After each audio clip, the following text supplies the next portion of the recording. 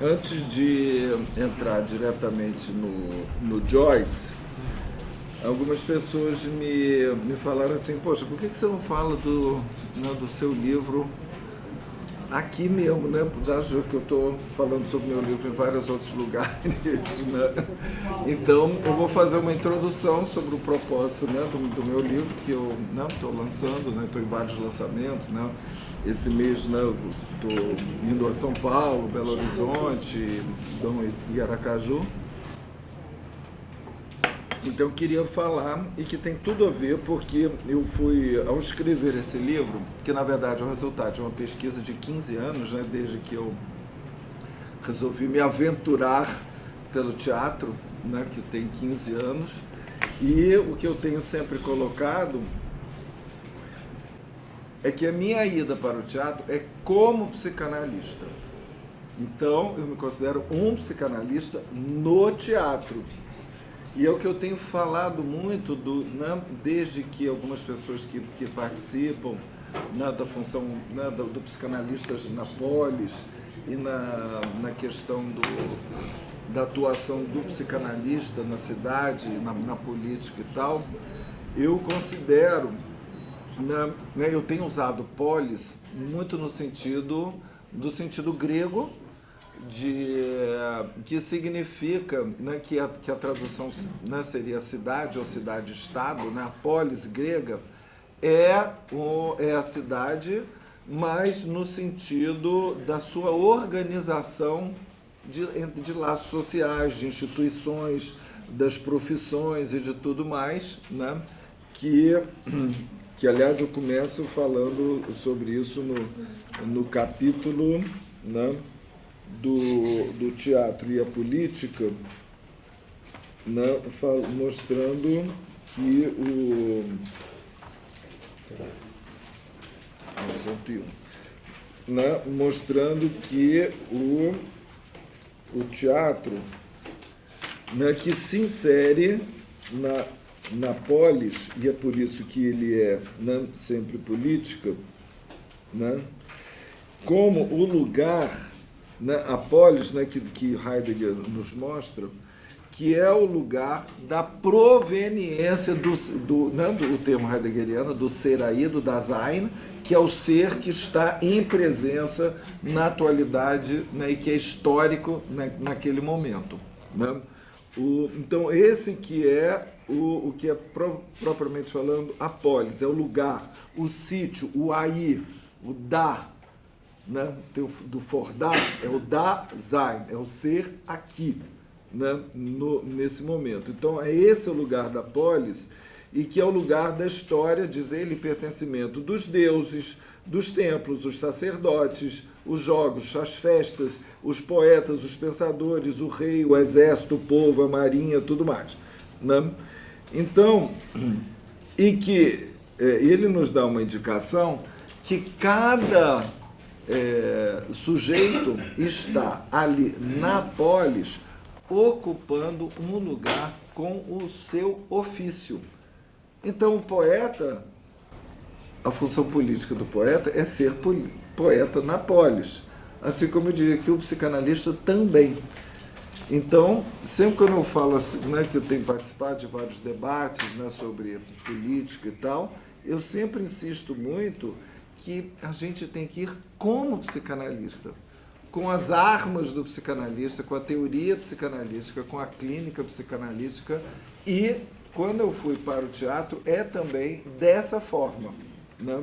E esse livro, né, é uma série de textos teóricos e com várias ilustrações da clínica do espetáculo, diríamos assim, né, do teatro, em que a primeira parte eu abordo assim toda uma parte teórica. Então é um livro muito dirigido para psicanalistas. As pessoas de teatro podem se interessar, mas é para psicanalistas, onde eu abordo a psicanálise a partir da sua homologia com o teatro. E eu trago, então, né, a perspectiva da psicanálise do teatro implicado na psicanálise. Não é psicanálise aplicada, mas é implicada, como uma implicação lógica. Não é só de implicação, não. De uma implicação lógica, né? E que eu venho tomando mostrando, né, para demonstrar a tese que pode ser considerado uma heresia. Aliás, eu me assumo mesmo como herege, já na esteira de Joyce, né, e Lacan também, né? Eu digo herege porque quando eu fui para o teatro, eu fui considerado um herege de todos os lados. Os psicanalistas me atacaram, o pessoal do teatro também, o que esse cara veio fazer aí? E também, não, ao contrário, os psicanalistas me perguntaram se eu ia abandonar a psicanálise. Eu falei, oi, como? Ao contrário, né? Eu estava levando a psicanálise para fazer essa interação com o teatro, fui muito incompreendido na época, mas hoje em dia eu acho que me engoliram de uma certa forma, dos dois lados, né? E que eu venho, né, demonstrando isso, né, também. Então esse livro é um pouco um fruto disso, e que eu fui chegando à elaboração, que eu queria, né, apresentar com vocês uma elaboração teórica aqui um pouco mais aprofundada, que o inconsciente ele é estruturado como um teatro. Essa é, entende, uma tese que engloba a tese famosa de Lacan do inconsciente estruturado como uma linguagem, tese dos anos 50, e assimila as, digamos, diversos desenvolvimentos, né, de Lacan posteriores, até o seminário que a gente está mais abordando agora, que é, né, o seminário 23. Né? Então, a partir disso que eu vou desenvolver um pouco mais aqui, eu vou trazendo como o teatro, de uma certa forma, não uma porta de entrada para a psicanálise, e como vários conceitos do teatro podem servir para esclarecer a psicanálise, e ao contrário, como vários conceitos da psicanálise podem ajudar a entender o que é, né, esse encontro efêmero, transitório, que se dá entre, né, os atores e uma plateia, e que pode, né, transformar aquele instante, né, na figuração mesmo da eternização do desejo. Então, eu tomo desde na verdade, né, a minha hipótese é que é pelo teatro que Freud vai chegar, né, ao funcionamento do inconsciente da psicanálise, né, através de dois pilares fundamentais. Um é o próprio Édipo, e não é o Édipo do mito, é o Édipo da tragédia de Sófocles, e o conceito de outra cena, o conceito de inconsciente, que começa com isso que vem do teatro, né? Essa cena. Inclusive eu desenvolvo, né, vários capítulos sobre o que é a cena, né, que é fundamental para a psicanálise, desde a cena traumática, a cena da fantasia, a cena primária, né, que Freud considera que é a cena do coito parental, né? E a psicanálise, a gente pode dizer, é todo desenrolar de cenas, que as pessoas é uma cena encadeada em outra cena, como propriamente o teatro, né? E que são cenas encadeadas por quê? Né? Por um texto de um autor desconhecido que faz roteiros que nos determinam como atores aqui nesse mundo, né? E outro pilar também que a gente encontra em Freud e que vem diretamente da definição da tragédia em Aristóteles é o próprio conceito de catarse. Né? Catarse, que vem de Aristóteles, que o primeiro, né, nome que Freud deu ao tratamento analítico foi o tratamento catártico. E catarse, também, que eu desenvolvo muito aqui, né, nesse livro de diversos aspectos, a catarse passou no senso comum como uma espécie de catártico, você chorou, riu, se entusiasmou, não sei o quê, liberou as emoções e pronto, né? Só que não é isso. Isso é um efeito da catarse. A catarse é o que se dá na tragédia para os espectadores, né, a partir dos atores, é a promoção, o delineamento de afetos específicos provocados pelo dispositivo teatral. No caso da definição de Aristóteles, né, a catarse que visa a tragédia é muito mais da ordem do delineamento, da provocação e do estímulo de dois afetos principais: o terror, o pavor e a compaixão, que digamos que são dois derivados da angústia, né? Do que a gente chama, né, angústia. Então, na definição de Aristóteles da tragédia, né, que pode ser aplicada, né, ao próprio teatro, né, que é outro, né, termo também que eu trabalho bastante, né, é a mímesis de uma ação importante e completa, né, ação apresentada não por uma narrativa, mas por atores que, suscitando a compaixão e o terror, tem por efeito a catarse dessas emoções.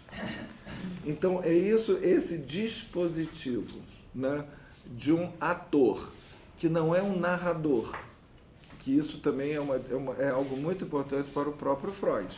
É o sujeito, em vez de falar fulano, aconteceu isso com fulano, e aí ele fez isso, eu contar as aventuras do fulano, eu vou falar eu.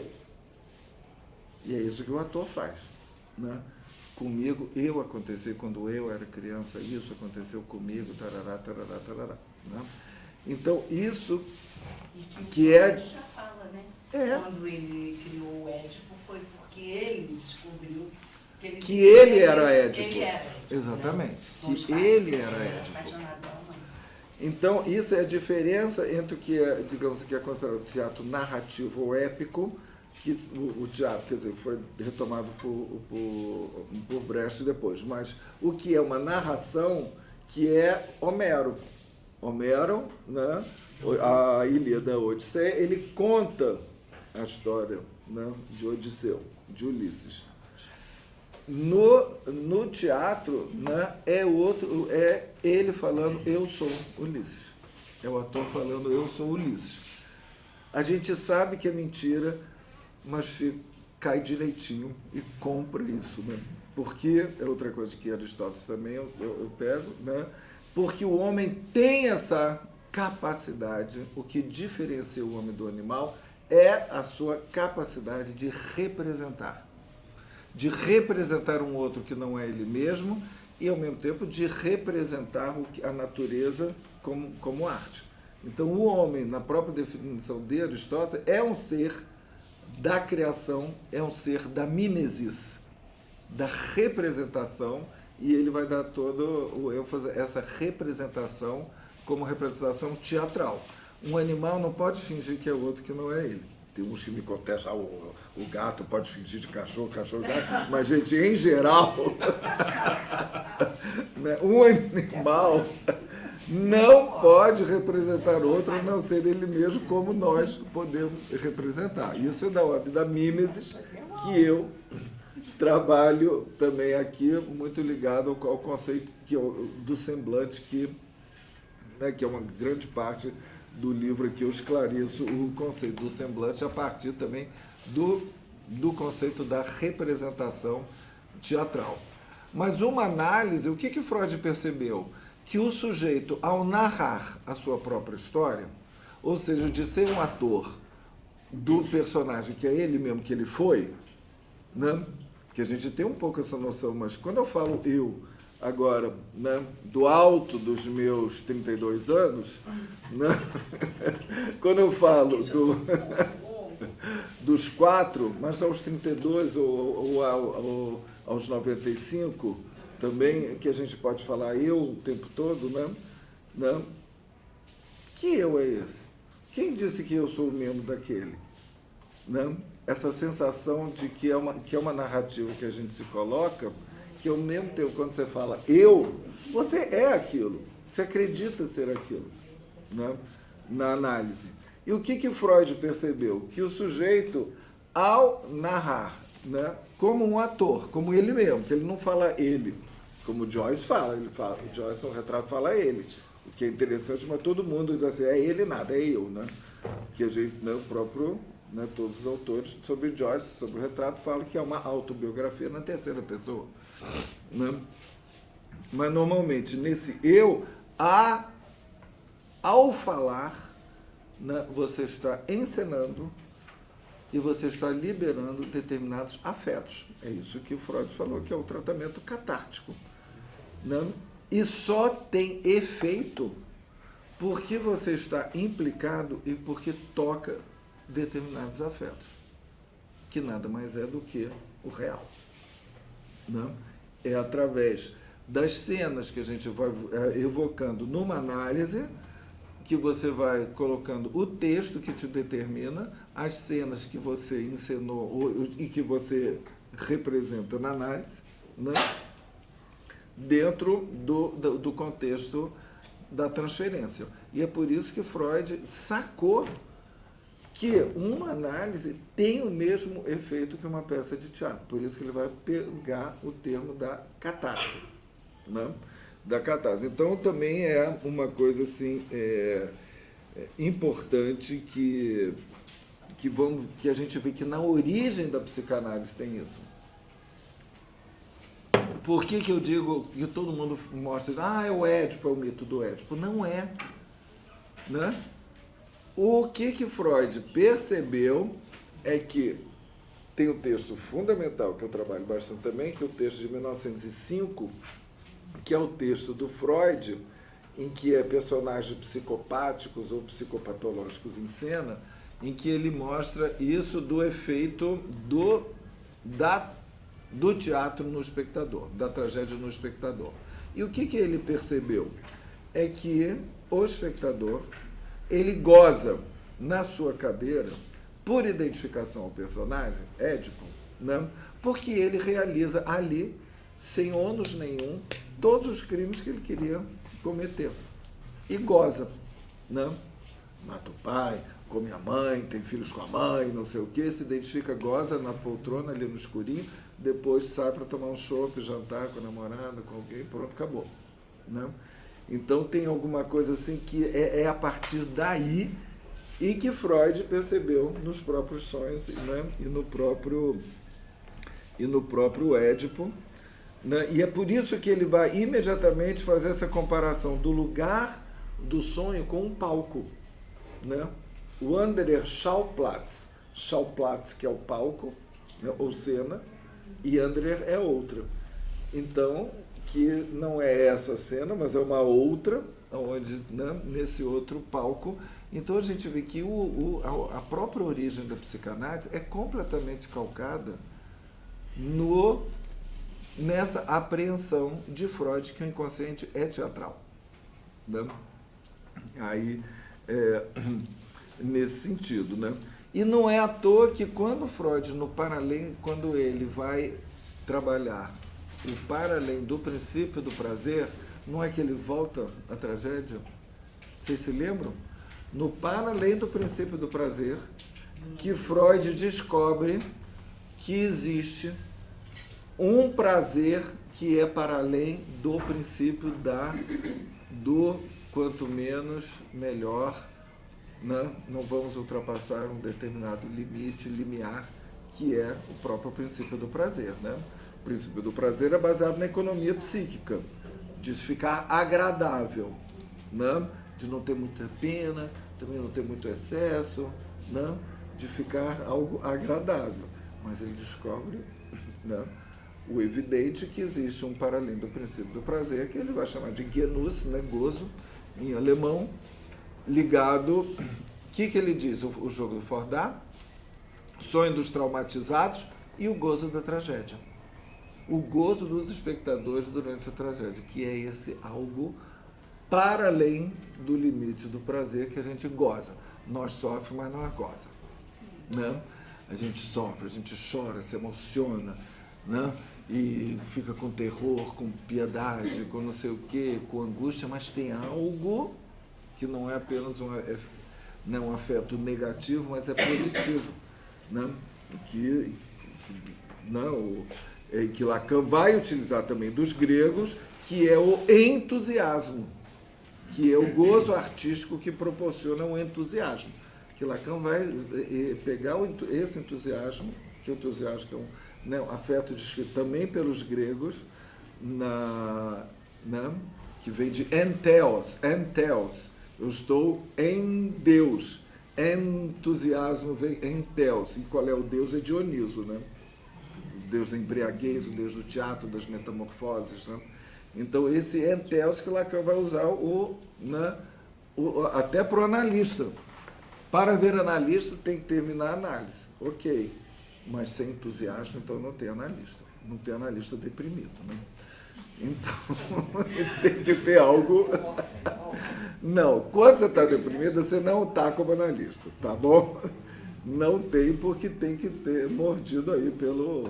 O que eu falo também, né, que o teatro coloca o desejo de saber, o desejo de despertar, né? Que está presente. Então, Freud vai colocar o gozo, aí vai mais uma vez usar aí a tragédia, e ele demonstra o que é o jogo do Fordá. É um teatrinho. É um teatro. É isso que ele demonstra. Né? Lacan vai interpretar de diversas maneiras. Né? Eu também interpreto de diversas maneiras, mas a partir do teatro. O garoto, o menininho, está lá, ele pega uma bobagem de uma bobina e diz assim, a bobina é a mãe. Eu sou eu. Mamãe vai embora, mamãe volta, mamãe vai embora, mamãe volta. Olha um teatrinho que ele está representando, teatro de marionete. Digamos assim, que ele está representando. E ele expande isso a todas as brincadeiras infantis. Todas as brincadeiras infantis. Papai e mamãe, de mocinho. E Freud se pergunta por que o menino...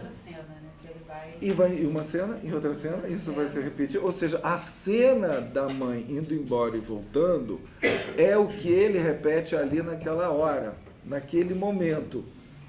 Né?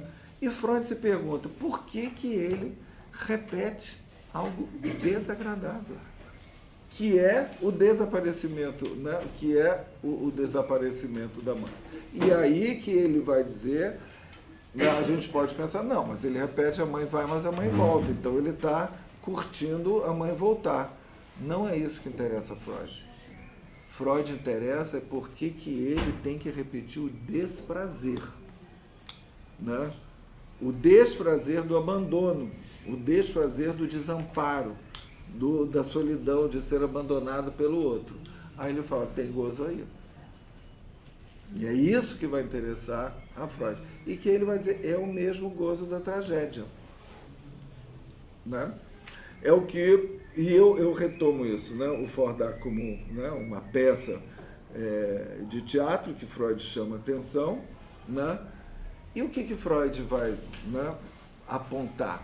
É que essa outra cena que o menino está repetindo ali, essa outra cena, isso nos demonstra que ela está sempre entremeada com esta cena. Estamos aqui nesse momento, eu estou falando, vocês estão me ouvindo, estamos aqui em Botafogo, aqui nesta cena da realidade. Só que todo mundo está nessa cena e em outra. Na sua cena de cada um. E que ela é ligada medianamente uma cena com a outra. Não tem como, porque o inconsciente está o tempo todo presente. Então, o inconsciente está em cena. Agora. Então, o inconsciente está nesse presente, nesse imaginário da nossa realidade, né, com o seu texto simbólico e com o afeto que vocês estão sentindo, né, como se fosse um teatro. Aqui no teatro isso é muito mais, evidentemente. Né? Uma aula não é um teatro, pode até ser, Aliás, a vida é um palco, né? Já Shakespeare nos dizia, né? Todos nós somos atores, andamos mascarados. Acabei de receber, inclusive, uma coisinha também bonitinha. Quer ver? Bonitinha, porque em relação a um colega que morreu, aí eu recebi isso, que é bom também. Para lembrar, life is a play that does not allow testing. A vida é uma peça sem ensaio, né? Sem ensaio aqui. So, portanto, sing, cry, dance, laugh and live intensely. Então, portanto, cante, grite, dance, ria e viva intensamente antes que a cortina se feche e que a peça acabe sem nenhum aplauso. Chaplin.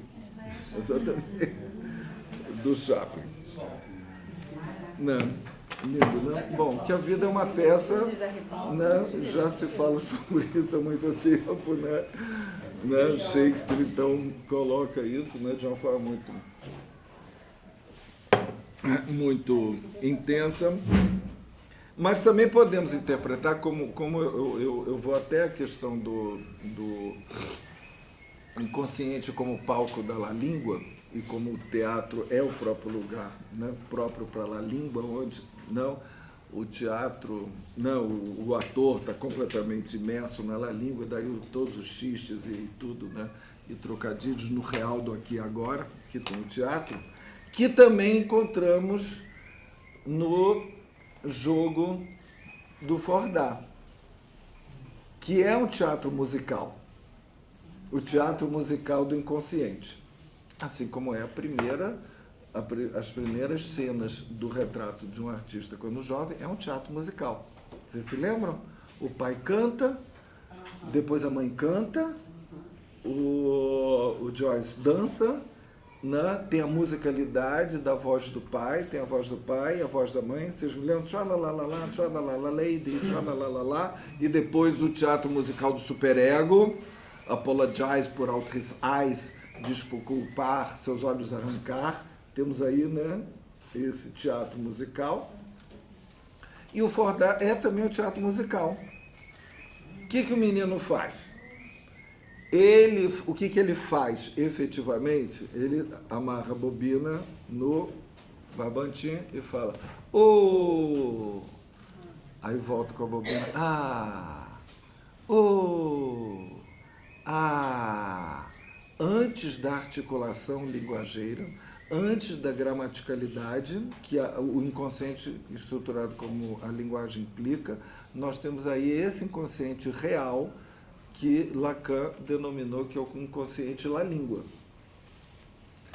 Freud é que vai interpretar esse ou seja, uma vogal que vai, né, Raul, ajuda, que vai numa vogal descendente, né, do canto, para uma outra vogal que é ascendente. Né? Que é ascendente. Ah! Não é? Né? Oh, yeah. Olha, de onde que vem o rock? É daí. Oh, yeah. Que tem aí, né? Oh, yeah. Oh, yeah. Né? Quem sabe se vem do meio do né? Mas tem isso, que é uma musicalidade que Freud interpreta como forte, em alemão, longe, mas o garotinho não fala o forte, forte, ele fala o a. Né? Ele canta isso dentro do... Então, nós temos aí também o que? Dentro dessa peça do Fordá, o inconsciente é a língua, né? Como que Lacan vai muito mais tarde, a partir do seminário 20, mais ou menos, vai definir o inconsciente a partir de la língua, né? Dos equívocos da língua e tal. Antes mesmo aí dessa articulação significante. Então eu retomo também tudo isso, né? Para mostrar né, para pegar a tese do que eu chamo o inconsciente teatral. Que o inconsciente teatral, ele se dá no próprio... Né, tem esse texto aqui, que eu condenso isso, que no próprio... nas 3 dimensões que Lacan vai chamar, né, as 3 dimensões do espaço habitado pelo falante, que são as 3 dimensões, que se chamam o simbólico, o imaginário e o real. Aqui, que é no seminário Le Nom du Père, ele escreve assim.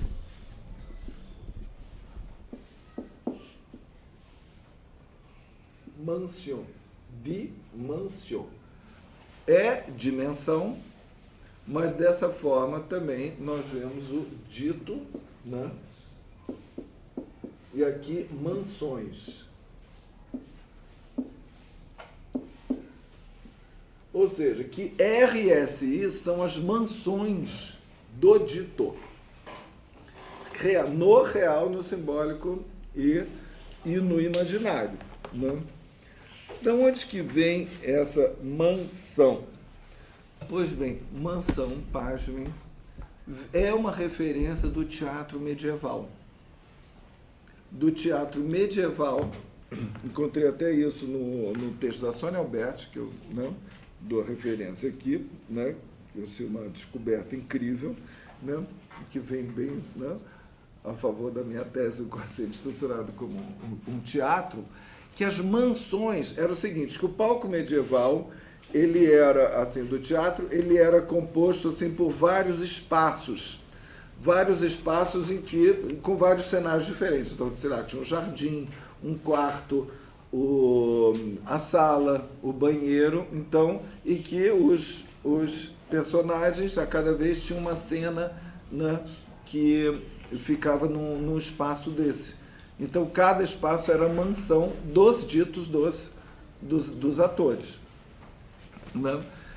O teatro contemporâneo usa muito isso também, né?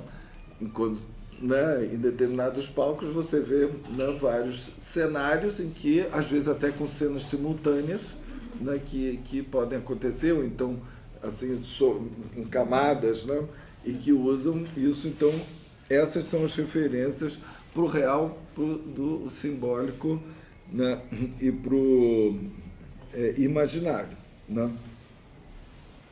Que ele chama o espaço, né, do ser falante. Só que vocês têm que imaginar que no noborromiano, o próprio noborromiano, ele é tridimensional. E aquele entrelaçamento que se dá não é só naquele lugar, ele é todo entrelaçado.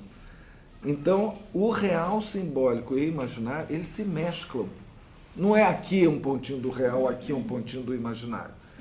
A gente tem que imaginar que dentro, né, da concepção do real simbólico imaginário, essas mansões elas comparecem, né, o tempo todo. E que a gente encontra em pequenas formulações nessa época de Lacan, né? Como, por exemplo, o inconsciente dá corpo à pulsão. Inconsciente, a gente pode imaginar, então, né? É o inconsciente estruturado como uma linguagem, da ordem da linguagem, corpo, da ordem do imaginário, pulsão, da ordem do real, entrelaçamento. Só que o inconsciente dá corpo à pulsão, está tudo entrelaçado. Né? Porque o inconsciente se manifesta no corpo. Né? Então, tem outra referência, né, que eu uso aqui, que é uma referência no seminário de Lacan, no seminário 23, está na página, até decorei, acho que é 98, não estou no seminário, mas é isso, aqui estou, na página 98 do seminário Sintoma, que Lacan diz o seguinte, espera, deixa eu só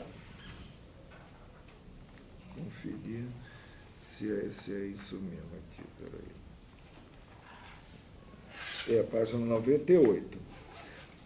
Na página 98 do seminário 23, que é justamente esse que nós estamos vendo, né, do Joyce, ele diz o seguinte: como saber se o inconsciente é real ou imaginário? É efetivamente uma questão. Aí ele diz, ele participa de um equívoco. Ele mesmo responde, ele participa de um equívoco entre os dois. Gente, o que é isso? Que a gente pode se perguntar, já que temos uma tese, né, que o inconsciente, que a gente estava acostumado a dizer que o inconsciente é simbólico, ele está perguntando se é imaginário ou real.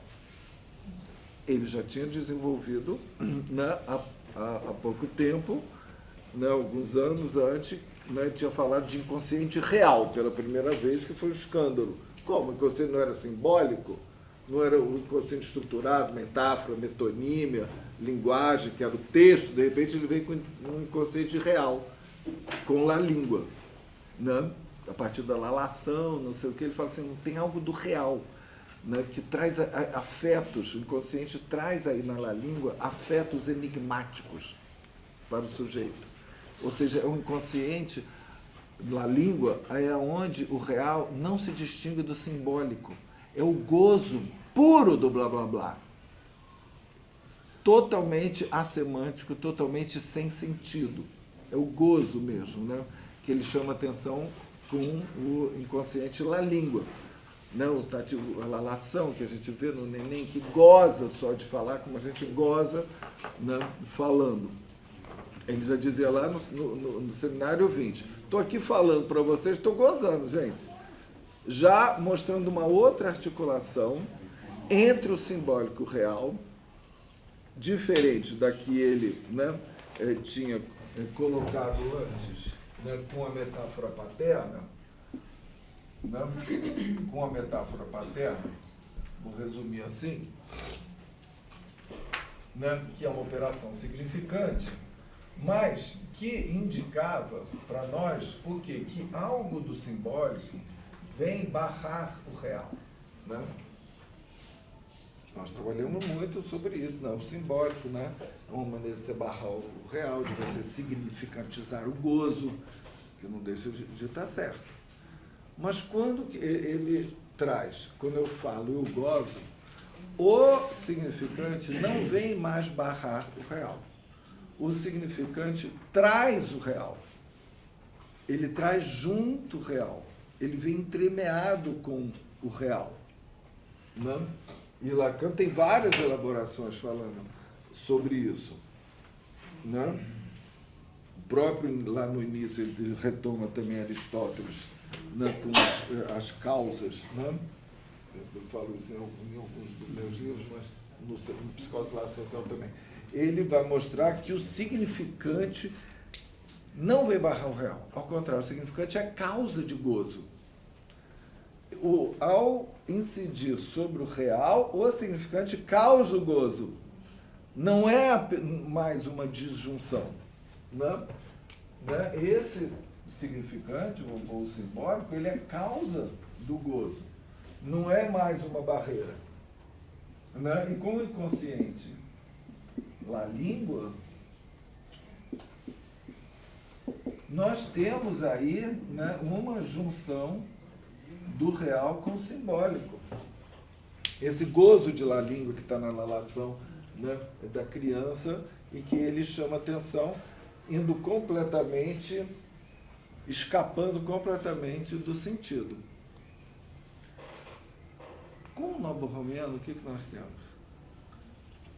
Lacan vai reintroduzir o corpo, não mais apenas do lado só do imaginário, mas entrelaçado com o real e o simbólico.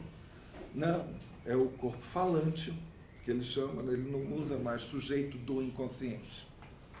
Ele usa corpo falante, o que também é uma outra forma de abordagem.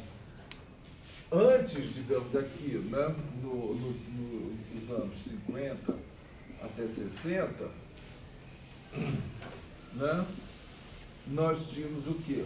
O simbólico, né? irreal e... Peraí, o que eu estava abordando agora? Ai, gente, me perdi um pouco. O que eu estava falando agora? O corpo. Assim, então, e a diferença entre, né, o sujeito do inconsciente, né, e o corpo como imaginário. O sujeito do inconsciente é o sujeito, né? Vou pôr aqui para cima. Esse sujeito do inconsciente, ele, né, o sujeito do inconsciente, né, é aquele que é representado por um significante para outro significante e que é diferente, né, Lacanus, do que é o corpo, que é imaginário.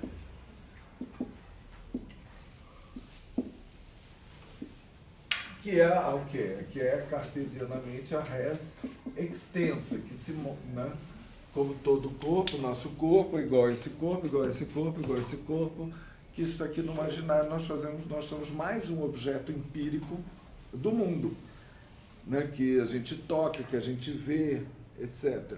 Né? Nessa diferenciação. Bom, em seguida, Lacan vai falar do corpo falante, né? E também eu escrevo assim, tá? O fala a ser.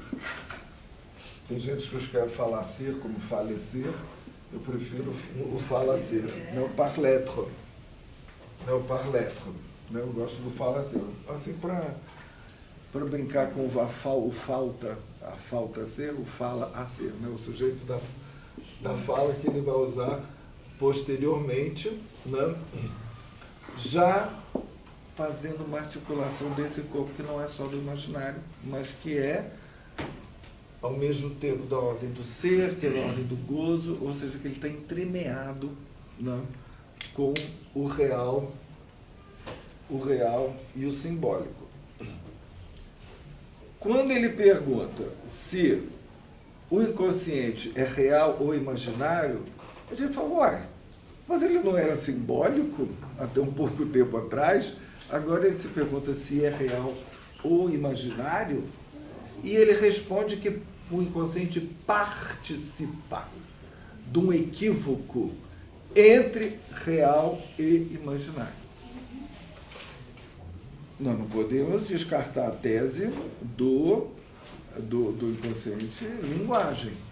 Então, o inconsciente, ele é da ordem da linguagem e participa tanto do real quanto do imaginário. Né? Ou seja, o inconsciente está no real, no imaginário e no simbólico. Essa é a minha conclusão.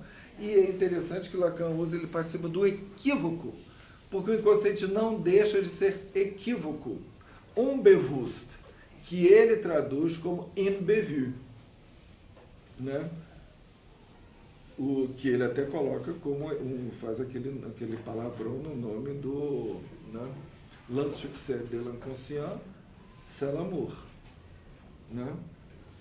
L'insuccès de l'inconscient, c'est l'amour.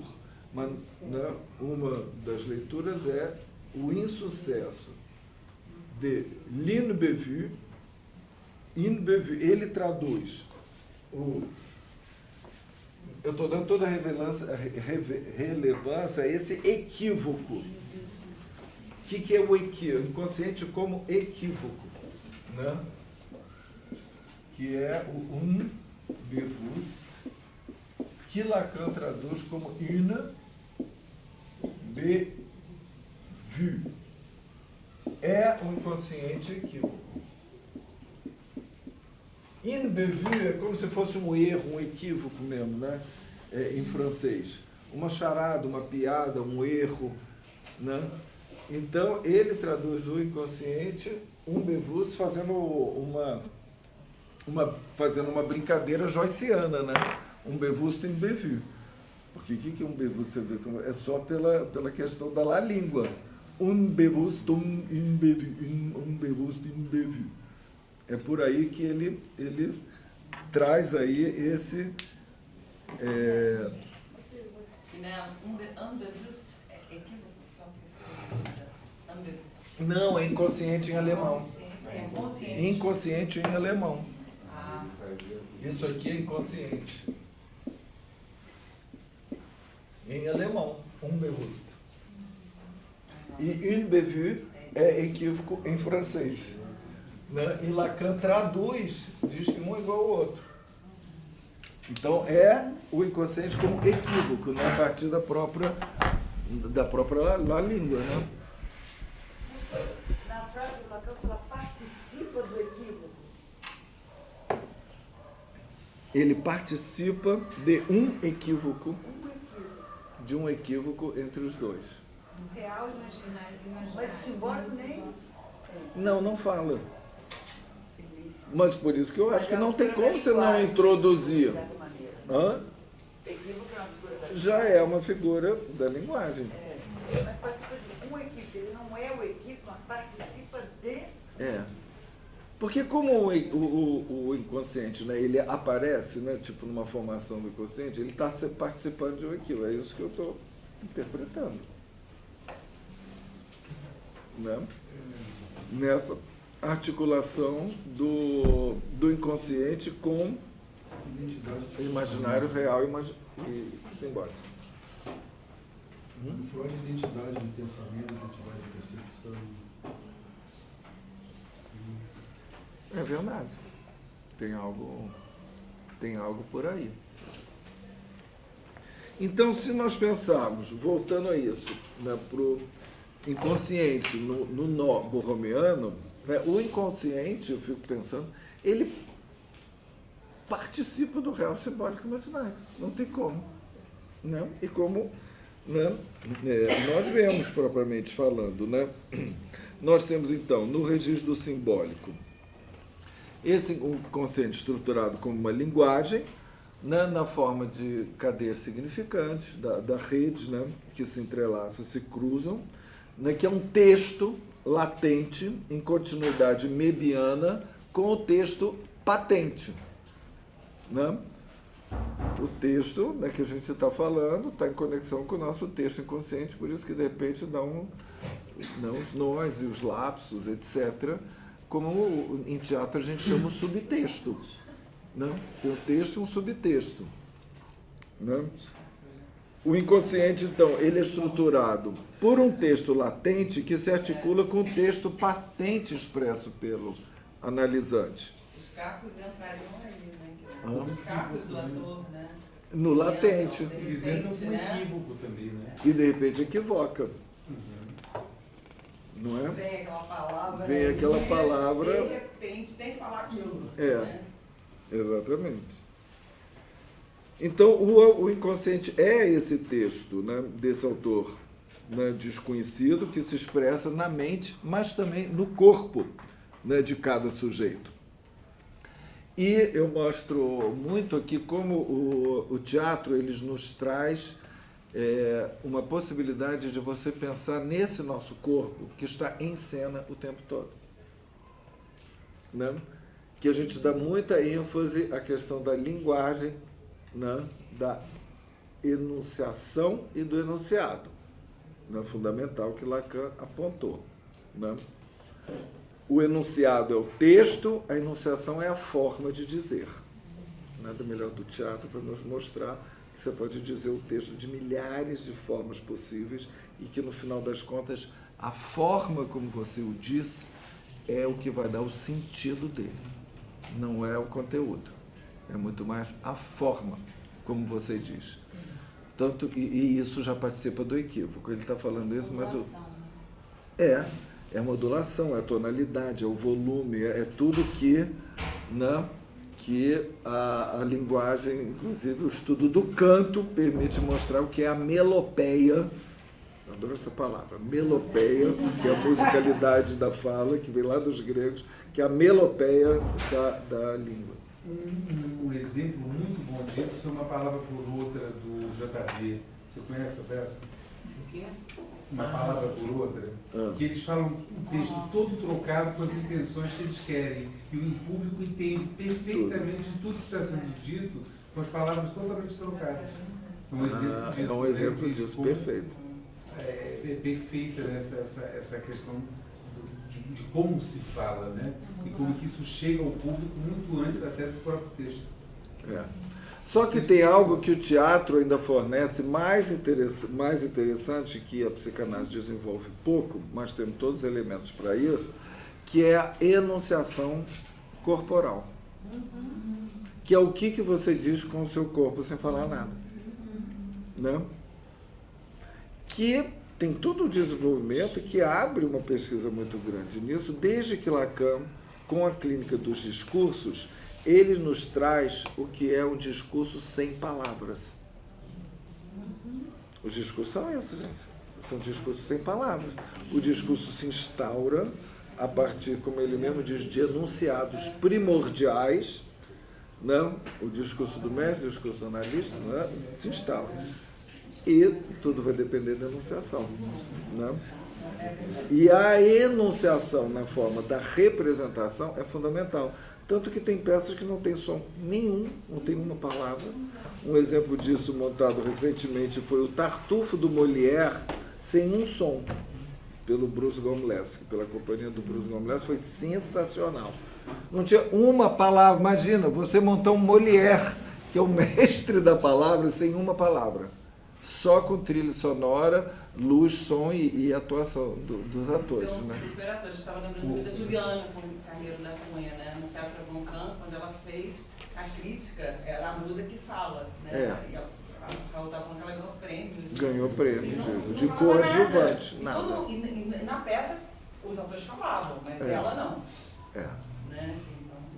Então tem algo da enunciação corporal que é um dos mistérios do corpo falante, como diz o Lacan lá no seminário 20, em que o teatro pode mostrar muito. Né?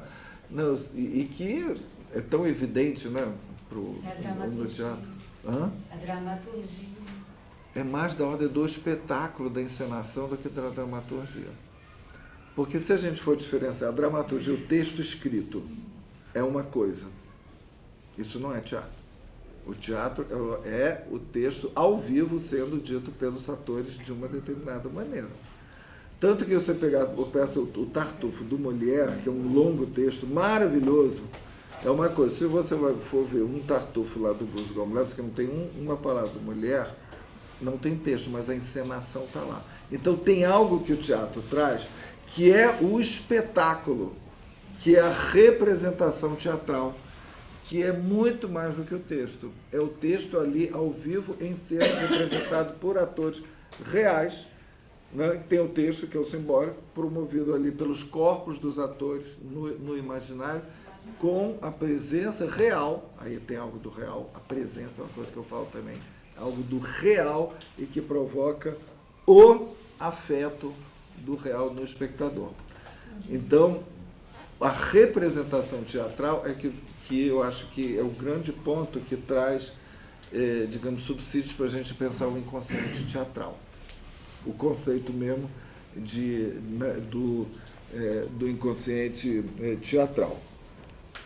Então, peraí, que eu estava falando para não me perder. Então, esse inconsciente linguagem do texto, ele, claro, mesmo, ele se manifesta mesmo numa peça muda.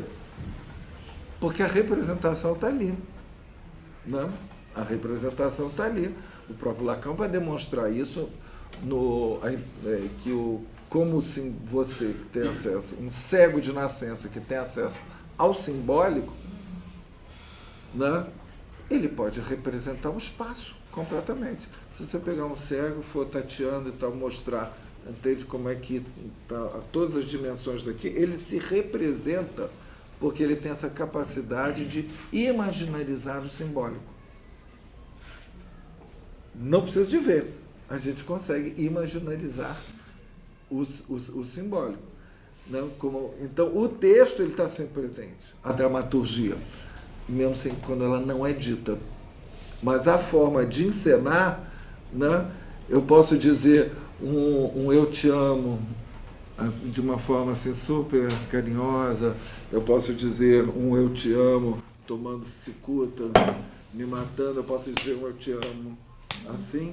A cada vez o eu te amo vai ter, posso dizer eu te amo me atirar do 15º andar, sei lá, durante o ataque das Torres Gêmeas, né? Já é outra significação, né? Então, quer dizer, tudo vai depender da posta em cena do texto, né?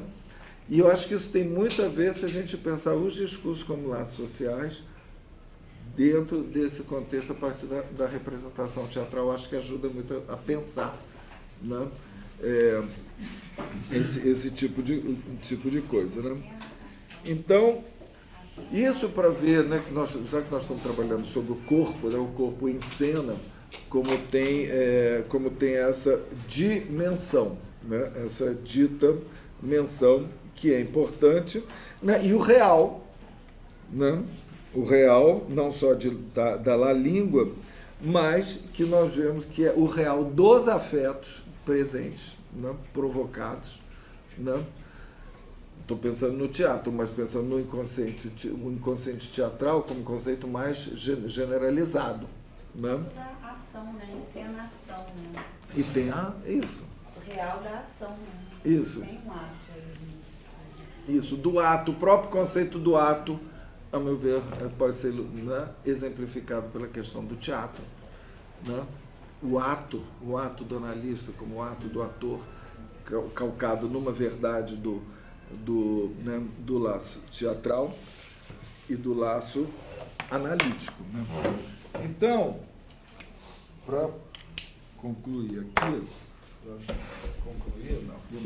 nessa pequena introdução, se a gente for colocar, né, o inconsciente teatral nessas 3 dimensões,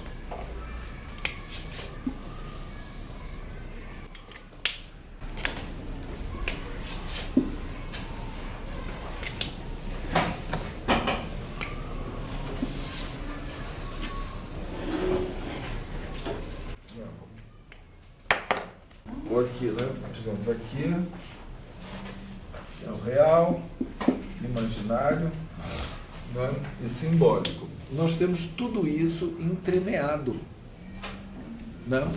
Entremeado e entrelaçado. E no meio, o que nós temos? O objeto A, que é, né, tomando as 2 modalidades do objeto A, que estão para além do simbólico, que é o olhar e a voz, que estão circulando o tempo todo. Tomemos como exemplo, né, no teatro, é a pulsão escópica e a pulsão invocante. Né? A pulsão invocante, a voz e o olhar, né, em circulação o tempo todo, né, com o dar a ver do escópico e o dar a ouvir do nível da dimensão, né, invocante, provocando, né, o olhar, né, e a voz. Aqui o que Lacan chama o desejo para o outro, que eu acho que a gente fala muito pouco disso,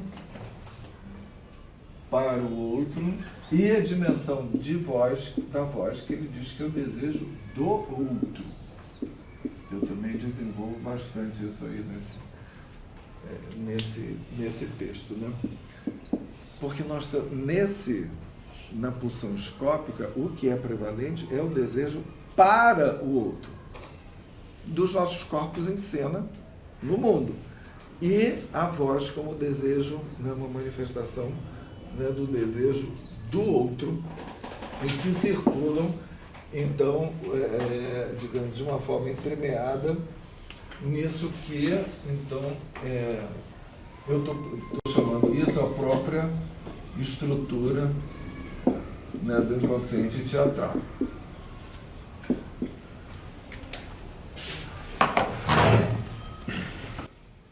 Bom, gente, é isso aí.